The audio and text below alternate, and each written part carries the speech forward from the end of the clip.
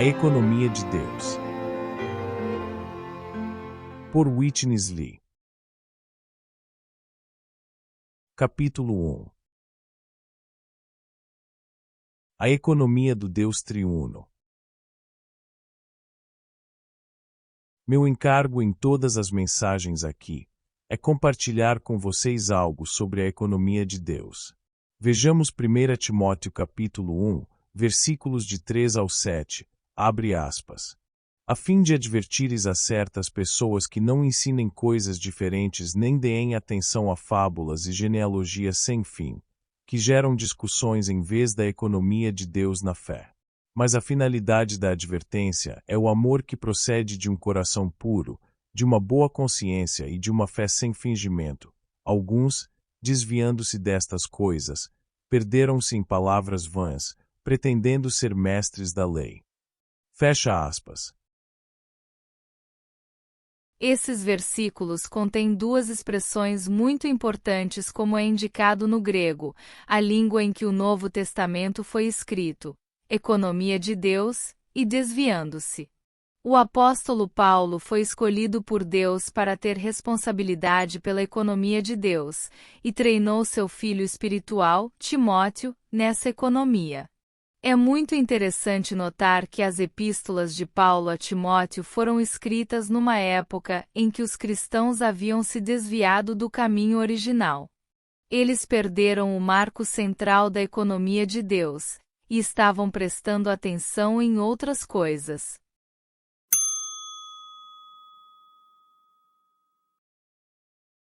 O que nos distrai da economia de Deus? Segundo a história, dois elementos prevalecentes distraíram os primeiros cristãos do caminho certo: o judaísmo e o gnosticismo. Tanto os judaizantes, com suas doutrinas e formalismos religiosos, como os gnósticos, com suas filosofias, dissuadiram os cristãos de seguir o Senhor no caminho da economia de Deus. Aparentemente, foram os itens bons do judaísmo e do gnosticismo que fizeram esses primeiros cristãos desviarem-se. Se esses elementos não fossem comparativamente bons, eles jamais teriam prevalecido o suficiente para fazer com que os crentes perdessem o alvo da economia de Deus. Por exemplo, os judaizantes enfatizavam muito a lei mosaica do Antigo Testamento. Com certeza não havia nada de errado com a lei. Ao contrário, ela era inquestionavelmente correta e boa, e fora dada diretamente pelo próprio Deus. Mas a lei em si mesma não estava relacionada com o alvo da economia de Deus. O gnosticismo, do ponto de vista humano, também tinha seus princípios bons. Na verdade, ele foi uma das melhores invenções da civilização humana, e foi uma espécie de ajuda para os pagãos. Mas os gnósticos tentaram introduzir sua filosofia na igreja, distraindo os primeiros cristãos do alvo da economia de Deus. Hoje, embora não haja judaizantes ou gnósticos para nos incomodar, ainda há muitas coisas para nos distrair. Durante aproximadamente 20 séculos, o sutil nunca deixou de usar coisas aparentemente boas para desviar os crentes de seguir o Senhor no caminho correto. Se despendermos tempo com o Senhor, perceberemos que o inimigo é persistente em utilizar até mesmo as coisas boas do cristianismo para distrair os filhos do Senhor do alvo da economia de Deus. Enquanto viajava por muitos lugares deste país nos últimos anos, percebi que muitos assuntos religiosos e até mesmo coisas bíblicas têm sido utilizadas pelo inimigo sutil para influenciar os cristãos buscadores a se desviarem do caminho da economia de Deus.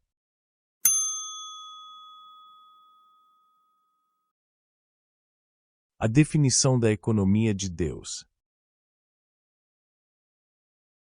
Que é a economia de Deus? A Bíblia, composta de 66 livros, contém muitos ensinamentos diferentes, mas, se fizermos um estudo completo e cuidadoso das Escrituras com discernimento espiritual, compreenderemos que a economia de Deus é simplesmente seu plano para dispensar a si mesmo à humanidade. A economia de Deus é o dispensar de Deus, que nada mais é do que ele dispensando-se à raça humana. É lamentável que o termo dispensação tenha sido usado erroneamente pelo cristianismo. Sua definição é quase a mesma da palavra grega para economia.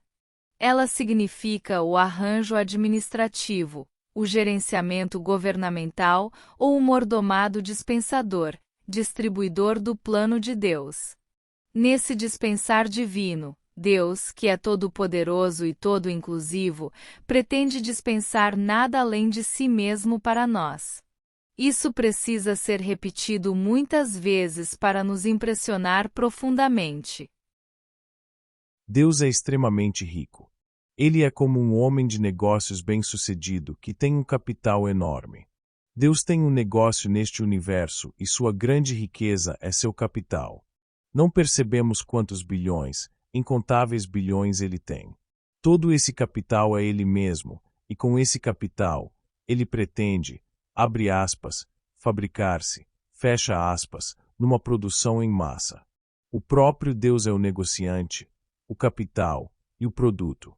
Sua intenção é dispensar a si mesmo para dentro de muitas pessoas em uma produção em massa e gratuita. Portanto, Deus precisa desse arranjo divino, desse gerenciamento divino, desse dispensar divino, dessa economia divina, para introduzir-se na humanidade. Sejamos mais específicos. Agora que sabemos que o propósito de Deus é dispensar a si mesmo, precisamos descobrir o que é Deus para saber o que ele está dispensando. Em outras palavras, qual é a substância de Deus? Quando um homem de negócios planeja fabricar um produto, ele precisa, antes de tudo, conhecer claramente sua substância ou constituinte básico. A substância de Deus é Espírito, João 4:24. A própria essência do Deus universal, todo-poderoso, todo-inclusivo é simplesmente Espírito. Deus é o fabricante e ele pretende reproduzir-se como produto. Portanto, tudo o que ele reproduzir tem de ser Espírito, sua própria substância.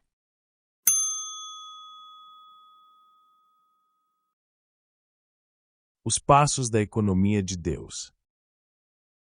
Vimos o propósito de Deus e o que é dispensado por Deus. Agora precisamos compreender como Deus é dispensado através de sua economia. Em outras palavras, o que Deus dispensa para o homem é espírito, mas agora precisamos ver o meio pelo qual ele faz isso. É por meio da Trindade. O Deus triuno, Pai, Filho e Espírito, é a própria economia da deidade. O cristianismo, nos séculos passados, tem tido muitos ensinamentos sobre a Trindade, mas a Trindade nunca poderá ser entendida de maneira adequada se não estiver relacionada à economia divina. Por que são necessárias as três pessoas da deidade para o desenvolvimento de sua economia? Sabemos que o Pai, o Filho e o Espírito Santo não são três deuses separados, mas um único Deus expressado em três pessoas. Contudo, qual é o propósito de haver três pessoas da deidade? Por que são três? Deus Pai, Deus Filho e Deus Espírito. É porque somente mediante a Trindade pode haver os meios essenciais pelos quais o Espírito é dispensado a nós. Segundo aos Coríntios 13:14 mostra os passos da economia de Deus por meio da Trindade. Abre aspas. A graça do Senhor Jesus Cristo, e o amor de Deus, e a comunhão do Espírito Santo sejam com todos vós. Fecha aspas. Aqui temos a graça do Filho, o amor do Pai, e a comunhão do Espírito Santo. Quem são esses? São três deuses diferentes? Amor, graça e comunhão são três itens diferentes. Não. Amor, graça e comunhão são um elemento em três estágios. Amor é a fonte, graça é a expressão do amor, e comunhão é a transmissão desse amor em graça. Igualmente, Deus, Cristo, e o Espírito Santo são um único Deus expresso em três pessoas. Deus é a fonte, Cristo é a expressão de Deus, e o Espírito Santo é a transmissão, trazendo Deus em Cristo para dentro do homem. Assim, as três pessoas da Trindade tornam-se três passos sucessivos no processo da economia de Deus. Sem esses três passos, a essência de Deus jamais poderia ser dispensada para o homem. A economia de Deus é desenvolvida do Pai, no Filho e pelo Espírito.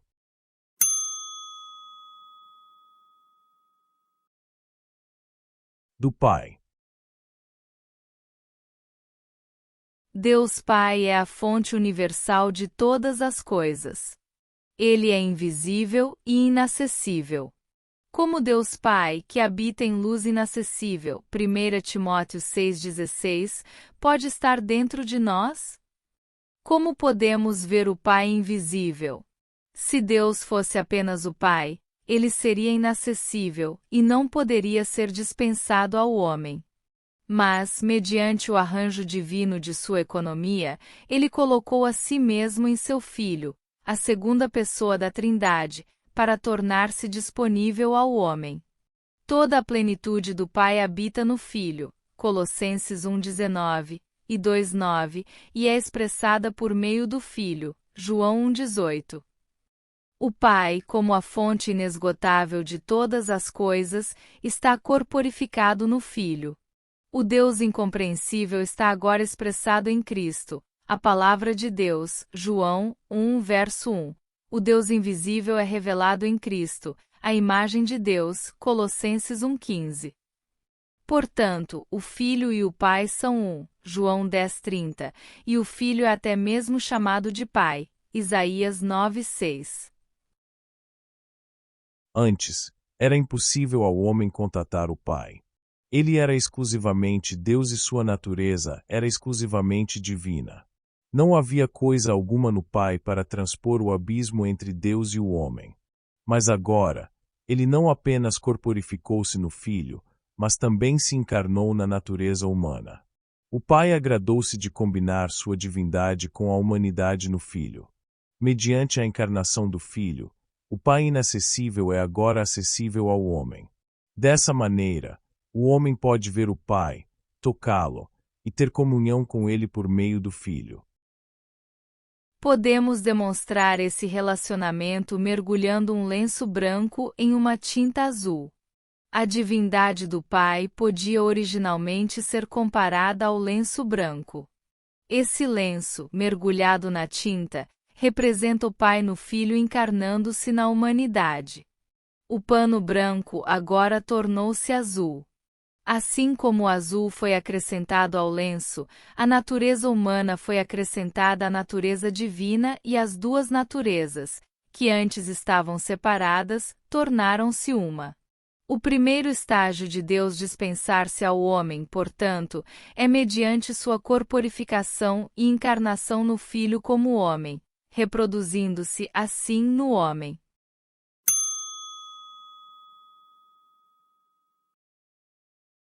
No Filho. O segundo passo para introduzir Deus no homem é por meio da segunda pessoa da Trindade, o Filho de Deus. Para entender o segundo estágio da economia de Deus, precisamos saber o que é Cristo. Quais são os elementos que compõem Cristo? Quais são os ingredientes combinados que constituem Cristo?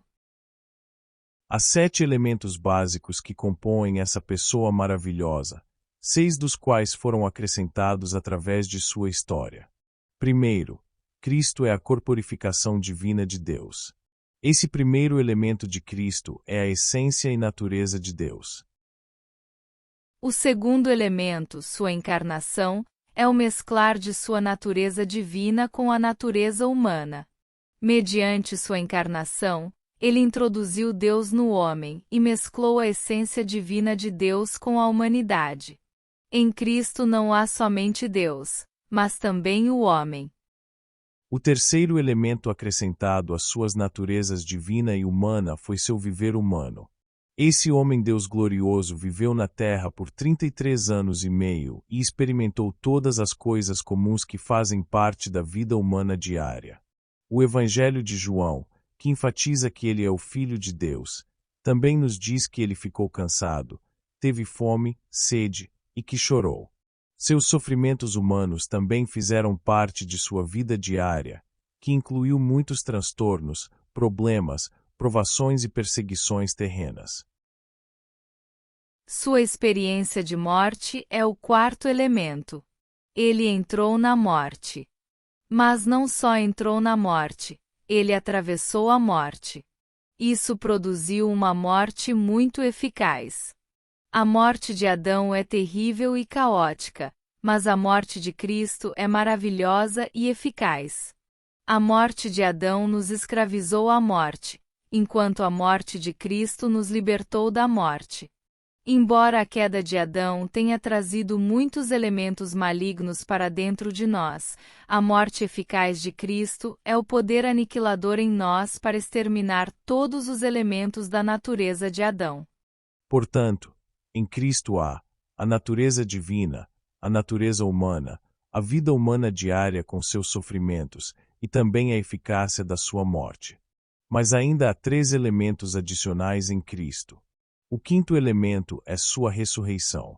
Após sua ressurreição, Cristo não se despiu de sua humanidade para tornar-se novamente apenas Deus. Cristo ainda é um homem. E como homem, ele tem o elemento adicional da vida de ressurreição mesclado com sua humanidade.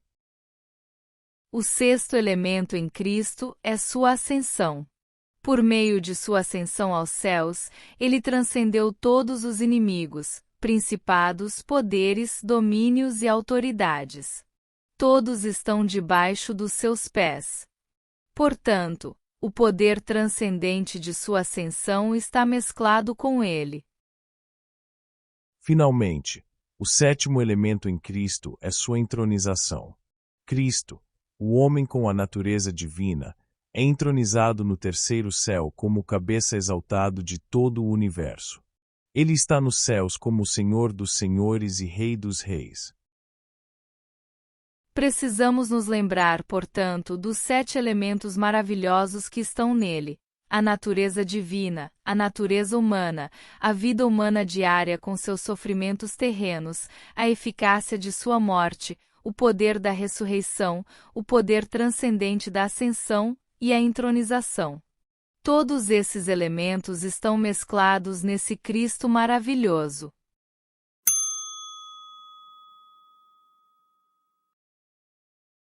Pelo Espírito. Contudo, Deus não pode entrar em nós por meio do Filho. De acordo com os primeiros estágios de sua economia, o Pai colocou-se no Filho, e o Filho tem os 7 elementos mesclados em seu interior. Mas ainda precisamos de mais um estágio, um terceiro e último passo, para Deus dispensar-se para dentro do homem. O primeiro passo foi que o Pai corporificou-se no Filho. O segundo foi que o Filho encarnou-se na humanidade a fim de ter os 7 elementos maravilhosos mesclados com ele. O terceiro passo é que tanto o Pai como o Filho estão agora no Espírito. Tudo que está no Pai está no Filho. E tanto o Pai como o Filho, contendo todos os elementos em Cristo, são introduzidos no Espírito. O Espírito Santo, depois da ascensão do Senhor, não é mais igual ao Espírito de Deus nos tempos do Antigo Testamento. O Espírito de Deus no Antigo Testamento tinha apenas um elemento: a natureza divina de Deus. Como o Espírito Divino, ele não tinha os elementos da natureza humana, da vida humana diária, da eficácia da morte, da ressurreição, da ascensão e da entronização. Hoje, contudo, sob a economia neotestamentária, os 7 elementos de Cristo foram postos no Espírito, e como tal, esse Espírito todo inclusivo veio para dentro de nós e sobre nós. Em outras palavras, ele está em nós e nós estamos nele. Esse é o verdadeiro mesclar de Deus com o homem que podemos experimentar a qualquer momento. Estamos mesclados interiormente e exteriormente com o Espírito Santo. Que é o Espírito Santo? É o Espírito da verdade. João 15:26. Mas que é a verdade? O significado da palavra grega verdade é realidade. Portanto, O Espírito Santo é o Espírito da realidade, a realidade plena de Cristo. Assim como Deus está corporificado em Cristo, Cristo é tornado real na pessoa maravilhosa do Espírito Santo. Cristo não está separado de Deus e o Espírito não está separado de Cristo. Cristo é Deus expressado, e o Espírito é Cristo percebido em realidade. Segundo aos Coríntios 3,17 diz, abre aspas, o Senhor é o Espírito. Fecha aspas. Esse versículo prova que o Espírito Santo não está separado de Cristo. O Senhor é o próprio Cristo e é mencionado como o Espírito. 1 aos Coríntios 15:45 diz, abre aspas, o último Adão tornou-se Espírito que dá vida. Fecha aspas. Novamente, a Bíblia mostra que Cristo, o último Adão, é o Espírito. Temos de admitir que esse Espírito que dá vida é o Espírito Santo. Além disso, Deus Pai também é o Espírito. João 4:24. Portanto, as três pessoas da deidade são o Espírito. Se Deus Pai não é o Espírito, como ele poderia estar em nós e como poderíamos contatá-lo? Mais ainda, se Deus Filho não é o Espírito, como ele poderia estar em nós, e como poderíamos experimentá-lo? Porque o Pai e o Filho são Espírito, podemos facilmente contatar Deus e experimentar Cristo. Considere os versículos seguintes. Os itálicos são para ênfase. Abre aspas. Um só Deus e Pai de todos, o qual é, reticências, em todos. Fecha aspas. Efésios 4:6. Abre aspas. Jesus Cristo está em vós. Fecha aspas. 2 Coríntios 13:5. Abre aspas. Seu Espírito que habita em vós. Fecha aspas. Romanos 8:11. Esses três versículos revelam que o Pai, o Filho e o Espírito estão em nós. Então, quantas pessoas estão em nós? 3 ou uma? Não deveríamos dizer que 3 pessoas separadas estão em nós, tampouco deveríamos dizer que apenas uma pessoa está em nós. Antes, devemos dizer que o 3 em 1 está em nós. As 3 pessoas da deidade não são 3 espíritos, mas um único Espírito. O Pai está no Filho, e o Filho, com seus 7 elementos maravilhosos, está no Espírito. Quando esse Espírito Santo maravilhoso entra em nós, a deidade é dispensada a nós. Porque as 3 pessoas estão em um Espírito, temos o Pai, o Filho e o Espírito Santo em nós. Mais adiante veremos que o Deus triuno está em nosso espírito humano para ser nossa vida espiritual interior. Esse é o centro da economia de Deus e o método pelo qual Deus é dispensado a nós. A meta da economia divina é dispensar o Deus triuno em um espírito ao nosso espírito humano. Consequentemente, devemos agora concentrar toda nossa atenção a viver por meio do Deus triuno que habita agora em nosso espírito humano. Se nos desviarmos disso, não importando quão boas ou bíblicas sejam as outras coisas, nós certamente perderemos o ponto central da economia de Deus. O Senhor hoje está restaurando seus filhos fazendo com que eles estejam centrados nesse ponto crucial de sua economia divina. Senhor, estás em mim como vida e tudo para mim.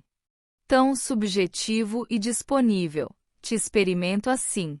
Senhor, tu és o Espírito. Quão próximo de mim. Como desfruto que estás tão disponível assim. Em todas minhas necessidades vem sempre me suprir. Tão pronto e suficiente aplico agora aqui.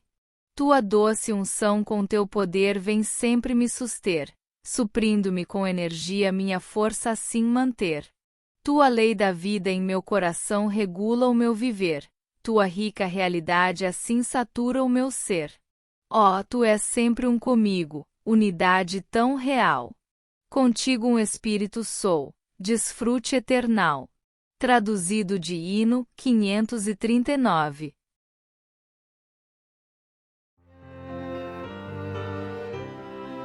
Se você gostou desse áudio, se inscreva no canal e compartilhe com os amigos. Para fazer o download gratuito do livro completo, acesse www.remabooks.org e entre em contato com os irmãos.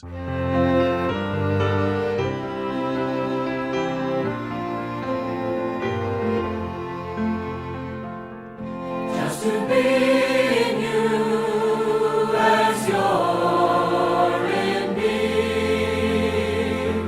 just abide in you, Lord, constantly.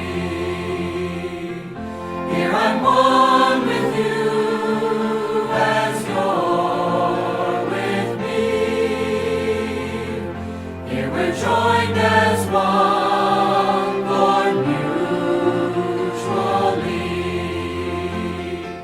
God's dispensing His economy in His Trinity.